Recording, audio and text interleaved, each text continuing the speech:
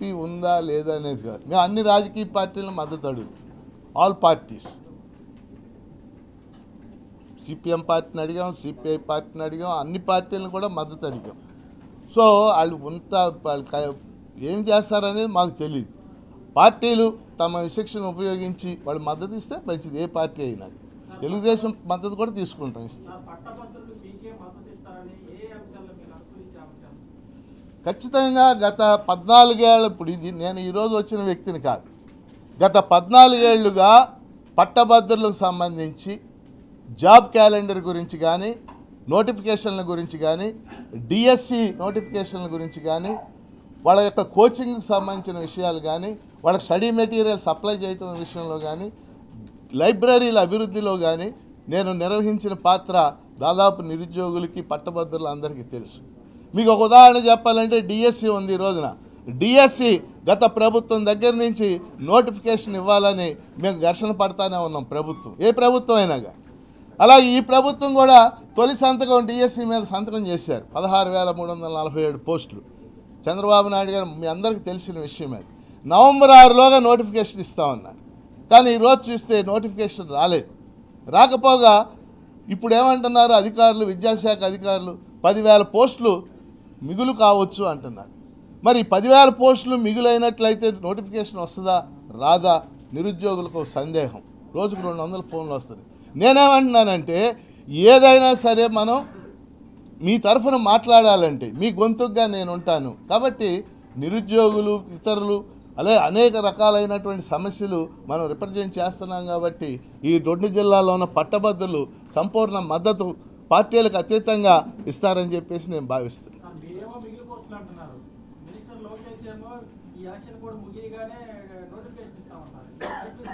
Notification ఇవ్వాలనేదే మా కోరిక, కానీ ఉన్న వాస్తవ పరిస్థితిని మీకు నేను చెప్పాను. మీరు పాత ప్రకటనలన్నీ చూడండి. నవంబర్ 6లోగా పూర్తి చేస్తూ ఉన్నారు, మార్చిలోగా అన్నారు, ఇప్పుడు జూన్ అన్నారు, ఇప్పుడు లేటెస్ట్గా జూలై అంటున్నట్టు నేను పత్రికల్లో నా పాయింట్ ఏంటంటే వాళ్ళు ఇస్తారా ఎవరు అనేది కాదు, కానీ ఈ నిరుద్యోగ అభ్యర్థుల తరఫున ఒక గొంతుగా వినిపించాలి వాళ్ళకి, శాసన మండలిలో కావచ్చు, బయట కావచ్చు. ఆ గొంతుగా నేను ఉంటానని చెప్తున్నాను.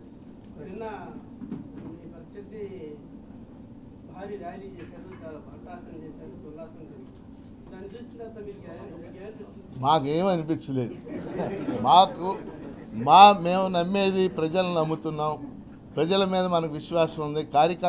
మా కార్యకర్తలు మాది సైలెంట్గా మా పని మేము చేస్తున్నాం, ఓటర్లను ప్రత్యక్షంగా కలుస్తున్నాం. అట్టహాసాల మీద మాకు నీ కొత్త కాదు, నాకు కొత్త కాదు. మా ప్రచారం ఇది 7వసారి మేము నామినేషన్ వేయటం, పీడీఎఫ్ అభ్యర్థులు, అది ఎలా వేస్తున్నాం మీకు తెలుసు. కాబట్టి మేము నమ్మేది ఏంటంటే మేము ప్రజల్ని నమ్ముతున్నాం, గ్రాడ్యుయేట్ ఓటర్లు నమ్ముతున్నాం, వాళ్ళు మాకు సంపూర్ణ మద్దతు ఇస్తారని విశ్వసిస్తాం.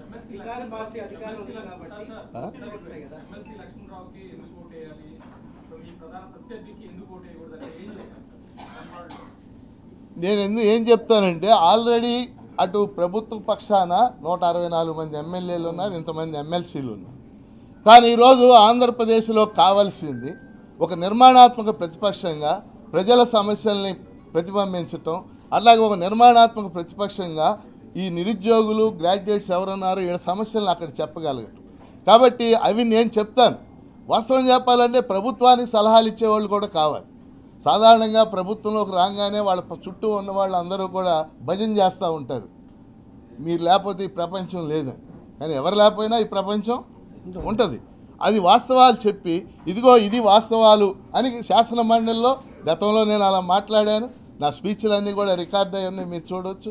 కాబట్టి శాసన మండలిలో ఈ రోజున్నటువంటి పరిస్థితుల్లో ఒక ప్రతిపక్షం, నిర్మాణాత్మక ప్రతిపక్షం అవసరం. ఆ పాత్ర పీడీఎఫ్గా మేము పోషిస్తామనేది నేను చెప్పదలుచుకున్నాను. అందరినీ ఓపెన్ అప్పీల్ ఇస్తున్నాం, ఓపెన్ అప్పీల్, ఎవరైనా సరే అందులో పాల్గొవచ్చు.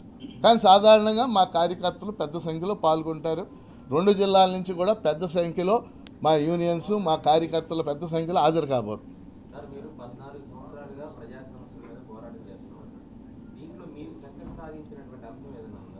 అనేక అంశాలు ఉన్నాయి, అనేక అంశాలు. ఇప్పుడు ఈ ఊరిలోనే మీరు చూస్తే, ఇప్పుడు అమరావతి రోడ్లో ప్రభుత్వ నర్సింగ్ కాలేజ్, ఆ నర్సింగ్ కాలేజీ మీరు రికార్డు చూసుకోండి.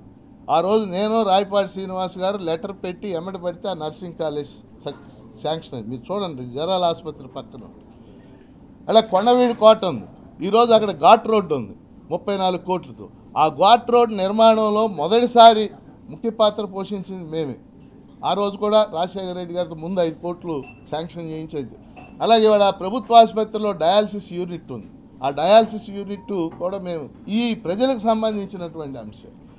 ఇవి కాకుండా రైతాంగానికి సంబంధించి కౌలు రైతులు కల్తీ విత్తనాలు జేసీ దినేష్ కుమార్ గారు జాయింట్ కలెక్టర్గా ఉన్నప్పుడు రైతులకి కంపెనీల చేత 70 లక్షలు చెల్లించేటట్టు కేవలం అది నేను ఊహించిన కాదు. అట్లాగే జాబ్ క్యాలెండర్లు నిరుద్యోగులకు సంబంధించి ఎప్పటికప్పుడు ఆ నోటిఫికేషన్ల కోసం ఒత్తిడి తేవటం. ఈరోజు గ్రూప్ 2 పరీక్ష రేపు జరగబోతుంది. ఆ నోటిఫికేషన్ వచ్చిందంటే కేవలం మేము చేసిన కృషే కారణం. అలాగే డిఎస్సి ఎప్పటికప్పుడు లైమ్ లైట్లో ఉండి ఆ నోటిఫికేషన్లు ఇవ్వడానికి మేము చేస్తున్న కృషి కారణం.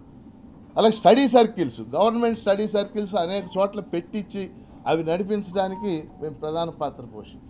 అలా అనేక అంశాలు ఉన్నాయి. అవి రేపు మేము మేనిఫెస్టో కూడా రిలీజ్ చేయబోతున్నాం. ఆ సాధించిన అంశాలు కూడా అందులో ప్రస్తావన చేయబోతున్నాం.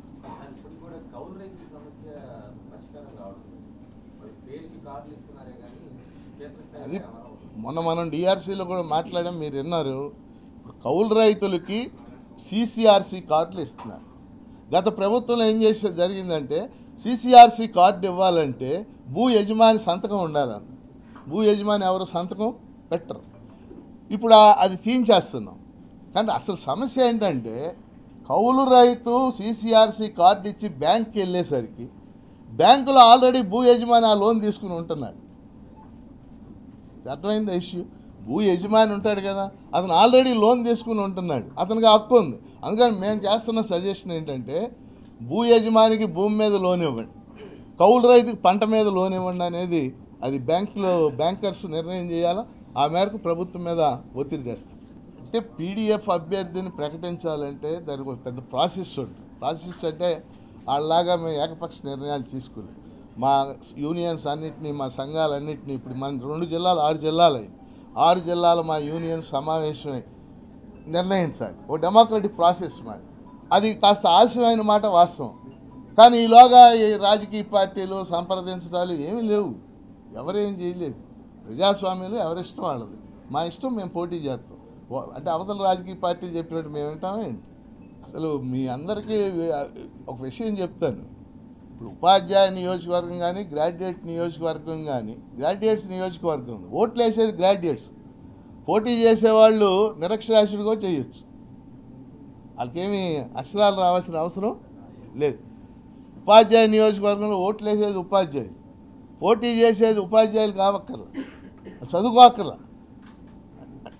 కాబట్టి రాజ్యాంగం అవకాశం ఉంది, రాజకీయ పార్టీలకు హక్కు ఉంది, నేనేం కాదంటాను. కానీ ఒక సాంప్రదాయాలు కొన్ని రాజకీయాల్లో కొన్ని సాంప్రదాయాలు ఉంటాయి, కన్వెన్షన్, ట్రెడిషన్స్.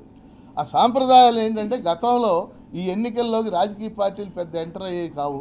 అందువల్ల మనలాంటి వాళ్ళని గెలిచి ప్రజల సమస్యలు నిజాయితీగా చెప్పడానికి, లేకపోతే చుక్కారామ ఎలా గెలుస్తాడు, నాగేశ్వర్ ఎలా గెలుస్తాడు, నేను ఎలా గెలుస్తాను, ఆ రోజున ఆ సాంప్రదాయం. కానీ ఇప్పుడున్న 2 పార్టీలు కూడా ఆ సాంప్రదాయాలు గాలిలోకి వదిలేసినాయి అనేది మా విమర్శ.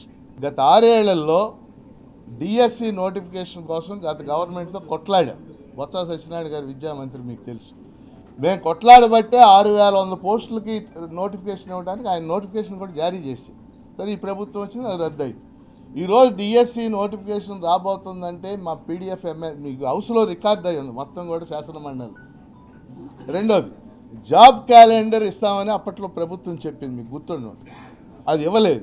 సో జాబ్ క్యాలెండర్ ఇవ్వాల్సిందే అని చెప్పేసి మనం కొట్లాడాం. దానివల్లే కనీసం ఇప్పుడు గ్రూప్ 2, గ్రూప్ 1 కొన్ని నోటిఫికేషన్లు వచ్చింది. మూడోది కాంట్రాక్ట్ ఉద్యోగులు, అవుట్సోర్సింగ్ ఉద్యోగులు అందరూ గ్రాడ్యుయేట్స్. వాళ్ళకి వేతనాలు పెంచడం కానీ, వాళ్ళకి సంబంధించి కొన్ని సర్వీస్ రూల్స్ రావటం కానీ, వాటన్నిటి కోసం మనం పనిచేసాం. ఇప్పుడు ఉదాహరణకు అంగన్వాడీలు ఉన్నారు. అంగన్వాడీలు 1,00,000 మంది ఉన్నారు. 1,00,000 మంది అంగన్వాడీలో 50,000 మంది గ్రాడ్యుయేట్స్, వాళ్ళు కూడా చదువుకున్నారు. వాళ్ళు మొన్న డిసెంబర్ 12 42 రోజులు సమ్మె చేశారు. ప్రభుత్వం పట్టించుకోవాలి. మొత్తం ఆ సమ్మెని మనం పీడిఎఫ్ ఎమ్మెల్సీలుగా బలపరిచి దాన్ని కొలికి తెచ్చి ఆ 50,000 మందికి మనం న్యాయం చేసినట్టే కదా. అట్లా రకరకాల వింగ్స్లో ఉన్నారు గ్రాడ్యుయేట్స్. ఆయా రంగాల్లో ఇష్యూస్ వచ్చినప్పుడల్లా కూడా మనం వాటిని రిప్రజెంట్ చేస్తాం. దాని మీద మనోహర్ గారితో మనం మాట్లాడాము. వాస్తవంగా ఏంటంటే ఉపాధ్యాయులకి కొన్ని సెలవులు ఉంటాయి, మీకు తెలుసు కదా. ఒక 22 సెలవులు వాళ్ళు అఫీషియల్గా పెట్టుకోవచ్చు. ఆ సెలవులకు సంబంధించి అంటే ఒకే రోజు ఎక్కువ మంది పెట్టకూడదు, ఇదంతా ఉంది. దానికి ఉన్న రూల్ పొజిషన్ ఏంటంటే ఒక పాఠశాలలో ఉన్న ఉపాధ్యాయుల్లో 50% మించి పెట్టకూడదు. అది రూల్ పొజిషన్. అంటే రూల్ కింద ఒక పాఠశాలలో ఉన్న ఉపాధ్యాయులు అంటే ఒక పాఠశాలలో 22 ఉన్నారనుకోండి, 11 మంది మించి పెట్టుకోవచ్చు. 11 దాకా పెట్టుకోవచ్చు. ఆ రోజు సార్ వెళ్ళినప్పుడు, మంత్రి గారు వెళ్ళినప్పుడు 22 మంది ఉన్నారు ఆ స్కూల్లో, 7 పెట్టారు. రకరకాల రీజన్స్, ప్రెగ్నెంట్ లేడీ ఉంది, జబ్బు, అందుకని ఆ రోజు అది పెట్టడం, ఒకే రోజు ఎక్కువ మంది పెట్టకూడదు అనేది ఒక సాంప్రదాయమే. పిల్లలు నష్టపోతారు కాబట్టి ఆ మేరకు మనం బలపరుస్తాం. రూల్ పొజిషన్కి వస్తే మాత్రం ఆ రోజు 7 పెట్టుకునే హక్కు ఉంది. అది మంత్రి గారి దృష్టికి తీసుకెళ్ళాం, ఆయన కూడా స్పందించారు. అందుకనే ఉపాధ్యాయులకు ఇచ్చిన షోకాజ్ నోటీసులు కూడా వెనక్కి తీసుకోవడం జరిగింది. కృష్ణా గుంటూరు జిల్లాల శాసనమండలి గ్రాడ్యుయేట్ ఎమ్మెల్సీ స్థానానికి జరిగే ఎన్నికల్లో అనేక సంఘాలు, ప్రజా సంఘాల మద్దతుతో ప్రోగ్రెసివ్ డెమోక్రటిక్ ఫ్రంట్ పీడీఎఫ్ అభ్యర్థిగా నేను పోటీ చేస్తున్నాను. ఈ నేపథ్యంలో 10వ తేదీన, ఆ రోజు నామినేషన్ చివరి తేదీ, 10వ తేదీ సోమవారం నాడు నేను నామినేషన్ వేయబోతా ఉన్నాను. 10వ తేదీన ఉదయం శ్రీ వెంకటేశ్వర విజ్ఞాన మందిరంలో 10 నుంచి 12 గంటల వరకు సభ జరుగుతుంది.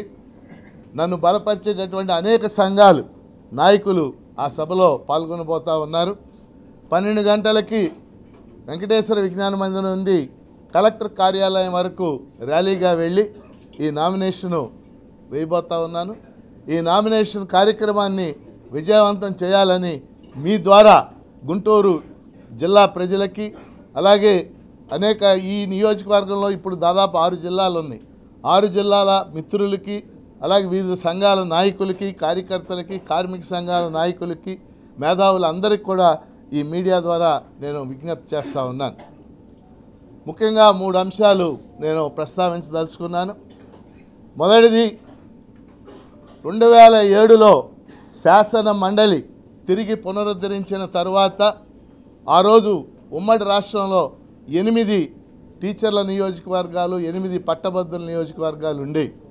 వాటిల్లో మేము సిఐటియు, యూటీఎఫ్ తదితర సంఘాల మద్దతుతో పోటీ చేసి ఆ రోజున 8ట్లో 7 గెలుపొంది పీడీఎఫ్గా ఏర్పడి ఆ రోజు నుంచి పనిచేస్తున్నాం. 2007 నుంచి ఇది 2025, ఈ 18 ఏళ్లలో కూడా 14 మంది పీడీఎఫ్ తరఫున ఎమ్మెల్సీలుగా గెలుపొందడం జరిగింది. ఈ 14 మంది కూడా స్పష్టంగా, 1, రాజ్యాంగ లక్ష్యాలకి కట్టుబడి పనిచేశాం, 2, నిజాయితీగా నిబద్ధతతో పనిచేశాం, 3వది, సమాజంలో ఉన్నటువంటి వివిధ వర్గాలు, ఉద్యోగులు, ఉపాధ్యాయులు, పెన్షనర్లు, కార్మికులు, కాంట్రాక్ట్ ఉద్యోగులు, అవుట్సోర్సింగ్ ఉద్యోగులు, నిరుద్యోగులు, కౌలు రైతులు, అంగన్వాడీలు, ఆశాలు, ఇలా ఏ వర్గానికి సంబంధించినటువంటి అంశాన్నైనా శాసన మండలిలో మేము ప్రస్తావించాం. ఒక నిర్మాణాత్మక ప్రతిపక్షంగా వ్యవహరించాం, ప్రభుత్వాల మీద ఒత్తిడి తెచ్చాం. ఈ సంఘాలు బయట చేసే ఉద్యమాలన్నిటికీ మేము సంపూర్ణ మద్దతు ఇస్తూ వచ్చాం. ఇక 2వ అంశం, భారత రాజ్యాంగం శాసనసభలు, లోక్సభలు సృష్టించింది. వాటిల్లో పోటీ చేసే అవకాశం భారతీయ పౌరుల 25 ఏళ్ల వయసు ఉన్న వాళ్ళందరికీ ఇచ్చింది. వాటిల్లో రాజకీయ పార్టీలు పోటీ చేస్తున్నాయి, గెలుపొందుతుంది. ఈ రాష్ట్రంలో 2019లో వైఎస్ఆర్ కాంగ్రెస్ పార్టీ గెలుపొందింది 151 సీట్లు. ఇప్పుడు 2024లో కూటమి 164 సీట్లు గెలుపొంది. దాన్ని మేమేం ప్రశ్నించడం లేదు. కానీ అదే సమయంలో రాజ్యాంగ నిర్మాతలు శాసన మండలిలో ఒక 5 సీట్లు గ్రాడ్యుయేట్స్కి, ఒక 5 సీట్లు టీచర్లకి కేటాయించారు. ఈరోజు ఈ సీట్లలో కూడా రాజకీయ పార్టీలు చొచ్చుకు వచ్చేటటువంటి పరిస్థితి మనం చూస్తూ ఉన్నాం. అందువల్ల స్పష్టంగా ఈ సమాజంలో ఉన్నటువంటి, ఇప్పుడున్నటువంటి రాజకీయ నేపథ్యంలో పేద ప్రజల యొక్క, అణగారిన వర్గాల యొక్క వివిధ సమస్యలకు గురవుతున్నటువంటి వాళ్ళ యొక్క సమస్యలు ప్రస్తావన చేయడానికి మేము శాసనమండలిని ఒక వేదికగా చేసుకుంటాం. నేను ఇంతకుముందు 2 సార్లు టీచర్ ఎమ్మెల్సీగా, ఒకసారి గ్రాడ్యుయేట్ ఎమ్మెల్సీగా గెలుపొందిన విషయం మీకు తెలిసింది. ఈ 14 ఏళ్లలో కూడా కృష్ణా గుంటూరు జిల్లాలకు సంబంధించిన అనేక సమస్యలు, అది శాసనమండలిలో కావచ్చు, జిల్లా అభివృద్ధి సమీక్షా సమావేశాల్లో కావచ్చు, జిల్లా పరిషత్ సమావేశాల్లో కాదు, వీటన్నిటిలో ఏ సమస్య ఉన్నా ప్రస్తావన చేశాను. ఉదాహరణకు గుంటూరు జిల్లాలో గుంటూరు ఛానల్ ఉంది. ఎవరి గురించి అంటే కంటే నేను ఎక్కువ దాని గురించి ప్రస్తావన చేశాను, ప్రభుత్వం మీద ఒత్తిడి తెస్తున్నాను. పల్నాడు జిల్లాలో వరికిపూడి సెల నిర్మాణం జరగాలనేది పల్నాడు ప్రజల చిరకాల వాంఛ. దాన్ని రాజకీయ నాయకులు వదిలేసినా నేను పట్టుకుని కొనసాగిస్తానే ఉన్నాను. అలాగే కౌలు రైతులు, బహుశా ఇక్కడ ఉన్న పాత్రికేయ మిత్రులకు కూడా తెలుసు, కౌలు రైతుల గురించి డిఆర్సీ మీటింగులో నేను మాట్లాడినన్ని సార్లు ఎవరో మాట్లాడి ఉండరు. అంటే ఒక్క ముక్కలో చెప్పాలంటే పీడీఎఫ్ ఎమ్మెల్సీలు ప్రజల పక్షం, బాధితుల పక్షం, అణగారిన వర్గాల పక్షం. దానికోసం నేను ఎన్నికల్లో పోటీ చేస్తున్నాను. అందువల్ల మీ ద్వారా, మీడియా ద్వారా నా విజ్ఞాపన ఏంటంటే కృష్ణా గుంటూరు జిల్లాలో ఉన్నటువంటి గ్రాడ్యుయేట్ ఓటర్లు అందరూ కూడా ఫిబ్రవరి 27వ తేదీన తమ తొలి ప్రాధాన్యత ఓటు నాకు వేసి గెలిపిస్తే మేము ఎప్పటిలాగే ఖచ్చితంగా ఒక నిర్మాణాత్మక ప్రతిపక్షంగా, ఒక ప్రజల గొంతుగా కొనసాగుతామని చెప్పేసి మీ ద్వారా తెలియజేస్తాం. మరిన్ని వీడియోస్ కోసం ఛానల్ ని సబ్స్క్రైబ్ చేయండి. లేటెస్ట్ అప్డేట్స్ కోసం వాట్సాప్ ఛానల్ ని ఫాలో అవ్వండి. ఆ లింక్ డిస్క్రిప్షన్ లో ఉంది.